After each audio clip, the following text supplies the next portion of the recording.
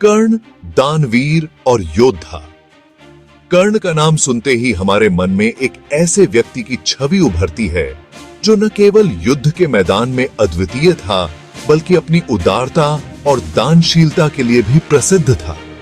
महाभारत एक ऐसा ग्रंथ जो सिर्फ युद्ध की कहानी नहीं है, बल्कि जिंदगी के मूल्यों, धर्म और कर्म को भी दिखाता है। यह महाकाव्य हमें सिखाता है कि जीवन में सही और गलत के बीच का अंतर कैसे पहचाना जाए और अपने कर्तव्यों का पालन कैसे किया जाए। इस महाकाव्य में बहुत से वीर योद्धाओं के बारे में बताया गया है और उनमें से एक हैं दानवीर कर्ण। कर्ण की वीरता और दानशीलता की कहानियां आज भी लोगों के दिलों में जीवित हैं। सूर्यपुत्र कर्ण, अंगराज एक महान योद्धा ही नहीं बल्कि दानवीर भी थे, जिन्होंने कभी किसी को खाली हाथ नहीं जाने दिया। उनकी उदारता की कहानियां अनगिनत हैं, चाहे वह किसी ब्राह्मण को दान देना हो या अपने शत्रु को भी सम्मान देना। कर्ण की जिंदगी संघर्षों से भरी रही। उन्होंने अपने जीवन में अनेक कठिनाइयों का सामना किया, लेकिन कभी हार नहीं मानी। उनकी कहानी हमें सिखाती है कि कैसे विपरीत परिस्थितियों में भी अपने आदर्शों पर अडिग रहना चाहिए। जन्म से ही त्यागे जाने का दर्द झेलने वाले कर्ण को समाज में वो इज्जत नहीं मिली जिसके वो हकदार थे। उन्हें हमेशा एक सूतपुत्र के रूप में देखा गया, लेकिन उन्होंने कभी अपने आत्मसम्मान को कम नहीं होने दिया। अपनी वीरता और दानवीरता के लिए प्रसिद्ध होने के बावजूद कर्ण के जीवन में एक ऐसी घटना भी जुड़ी है जो श्राद्ध के महत्व को बताती है। यह घटना हमें यह सिखाती है कि हमारे पूर्वजों के प्रति हमारे कर्तव्यों का पालन कितना महत्वपूर्ण है। यह कहानी हमें अपने पूर्वजों के प्रति हमारे कर्तव्यों का एहसास कराती है और साथ ही अंधविश्वास और पुराने रीति रिवाजों पर भी सवाल उठाती है। कर्ण की कहानी हमें यह भी सिखाती है कि कैसे हमें अपने जीवन में संतुलन बनाए रखना चाहिए और अपने कर्तव्यों का पालन करना चाहिए, चाहे परिस्थितियां कैसी भी हों। श्राद्ध पितरों का भोजन यह एक महत्वपूर्ण धार्मिक अनुष्ठान है जो हमारे पूर्वजों के प्रति सम्मान और श्रद्धा प्रकट करने का एक माध्यम है। हिंदू धर्म में श्राद्ध का विशेष महत्व है। यह अनुष्ठान पितृपक्ष के दौरान किया जाता है, जो आमतौर पर भाद्रपद महीने में आता है। यह एक ऐसा संस्कार है जिसके जरिए हम अपने पूर्वजों को याद करते हैं और उनके प्रति अपनी श्रद्धा दिखाते हैं। इस दौरान परिवार के सदस्य मिलकर श्राद्ध कर्म करते हैं और पितरों के लिए भोजन और अन्य सामग्री अर्पित करते हैं। ऐसा माना जाता है कि श्राद्ध के दिनों में हमारे पूर्वज पितृलोक से आते हैं और अपने वंशजों द्वारा किए गए श्राद्ध कर्म से खुश होते हैं। यह समय पितरों के आशीर्वाद प्राप्त करने का होता है। श्राद्ध में ब्राह्मणों को खाना खिलाया जाता है, दान दिया जाता है और पितरों के नाम पर तर्पण किया जाता है। यह सब कर्म पितरों की आत्मा की शांति के लिए किया जाता है। तर्पण के दौरान जल अर्पित किया जाता है, जो पितरों के प्रति सम्मान और कृतज्ञता का प्रतीक है। यह एक तरह से पितरों के प्रति अपने कर्ज को चुकाने का तरीका है।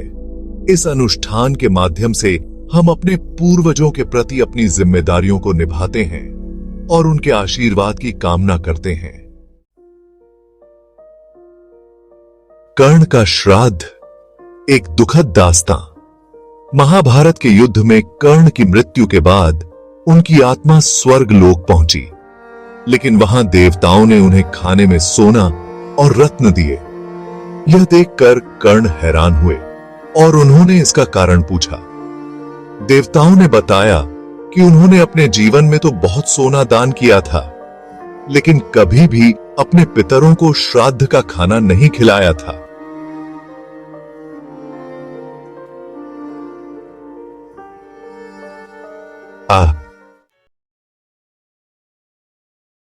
स्वर्ण दान और उसके पीछे का दर्द। यह कहानी महाभारत के महान योद्धा कर्ण की है, जिनके जीवन में स्वर्ण दान का एक विशेष महत्व था। कर्ण ने बताया कि उन्हें तो अपने माता पिता के बारे में पता ही नहीं था, तो वो उनका श्राद्ध कैसे करते? यह सवाल उनके मन में हमेशा बना रहता था और उन्हें बहुत पीड़ा देता था। यह सुनकर देवता भावुक हुए और उन्होंने कर्ण को उनके पितरों को श्राद्ध का खाना खिलाने के लिए पृथ्वी लोक वापस भेज दिया। देवताओं की यह कृपा कर्ण के लिए एक वरदान के समान थी। पृथ्वी पर आकर कर्ण ने अपनी माता कुंती से अपने पितरों को श्राद्ध का खाना खिलाने की प्रार्थना की। कर्ण की यह प्रार्थना उनके दिल की गहराइयों से निकली थी। कुंती ने दुखी मन से कर्ण को बताया कि वो एक सूत पुत्र हैं और उनके पितरों को श्राद्ध का खाना खाने का अधिकार नहीं है। यह सुनकर कर्ण का दिल टूट गया, लेकिन उन्होंने हार नहीं मानी और अपने पितरों के लिए श्राद्ध का आयोजन किया। पितृऋण और उसका महत्व।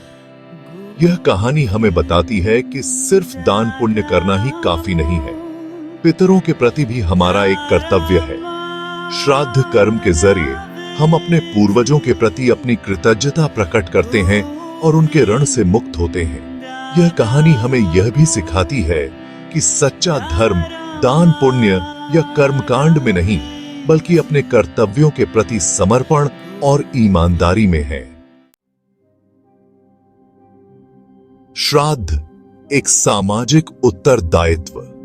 श्राद्ध केवल एक धार्मिक कर्मकांड नहीं है, बल्कि यह एक सामाजिक फर्ज भी है। यह हमें अपने पूर्वजों के प्रति आभारी होना सिखाता है। श्राद्ध के माध्यम से हम अपने परिवार और समाज के बुजुर्गों का सम्मान करते हैं और उन्हें यह एहसास दिलाते हैं कि वो हमारे लिए महत्वपूर्ण हैं। श्राद्ध का नकारात्मक पक्ष, अंधविश्वास की जकड़न। हालांकि श्राद्ध का अपना महत्व है, लेकिन आजकल इस संस्कार में भी कई बुराइयां आ गई हैं। कई बार लोग श्राद्ध को सिर्फ दिखावा बना देते हैं और पंडितों और पुरोहितों के बहकावे में आकर फालतू खर्च करते हैं। निष्कर्ष, मानवीय मूल्यों की श्रेष्ठता। कर्ण की कहानी हमें यह संदेश देती है कि सच्चा धर्म इंसानी मूल्यों में है।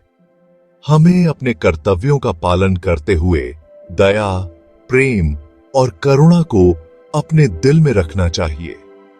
यह कहानी हमें यह भी याद दिलाती है कि मृत्यु जीवन का अंतिम सत्य है और हमें अपने कर्मों से इस जीवन को सार्थक बनाने की कोशिश करनी